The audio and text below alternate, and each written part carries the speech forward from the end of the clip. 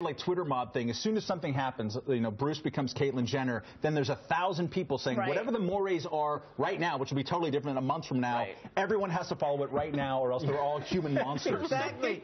I know. And I keep calling him Bruce and people act like I'm trying to be like politically incorrect. Stop calling Bruce. The thing is, she's Caitlyn. The thing is, what the hell is wrong with you? Andy, if you changed your name, I would forget and I would keep calling you Andy. But it wouldn't have to political incorrectness. No, absolutely. Andy is unisex. Andy can go either way. It can. And Bruce, listen, I dated a girl named Bruce. She was fantastic. That was a guy. Wow. It was? Yeah. You were a top. But let me just say this about the Bruce and Caitlyn thing. Bruce Jenner. Oh, no. Look, he looks great now. You got to admit he looks good. She looks great. But is it worth the pay cut? Exactly. Am I right? They're going to take him down. I think he's going to go with the higher pay. How do you do that? He's a woman. Yeah, you got to have options. This is a free country. Jedediah, you are a woman. If I was a woman, he's scary. This guy. Don't worry. Next time, next time he's going to sit over here. It's fine.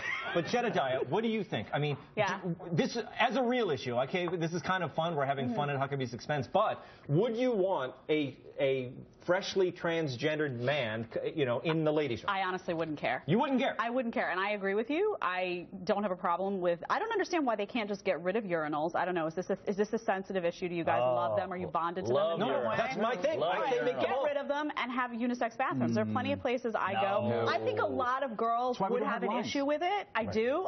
When I talk to women about this issue, there's a lot of women that are really sensitive about that, and I think most of it is because they think of like little girls, like little boys, like children sort of being exposed to things. And they never allow them in anyway. But for adults, I don't have I personally couldn't care less who's in the stall next to me as long as I don't have to see what you're doing in there, Tom. I don't have a problem. But the days of the parents letting their kids go into the men's room, you know, little boys, their dad goes in with them. You know, it's not like, oh, go in the men's room and see what happens. Right. Andy. Yeah. I think my solution is best. I mean, these men's rooms, like in a sports stadium, you go in those sports stadium men's rooms. If I had to describe a sports stadium men's room to an alien, I'd be like, it's like a crowded subway, but everyone's got their penis out. It's ridiculous. So it's basically like New York City subway. But I will say, isn't it fun peeing on the ice?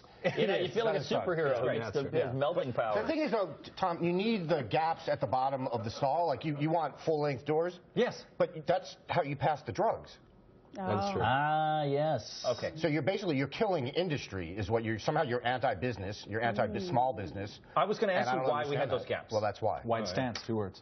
Yeah. Also to let your gay Republican friend know if you're down. I know, exactly. They don't want, he doesn't want to change the bathroom. I do think, though, Tom, if we can use conservatism's evolution on gay issues as a guide, in about 30 years, most of y'all will stop using the transgendered as punchlines. Did you say y'all? Sure. Yeah. Okay, I got to go.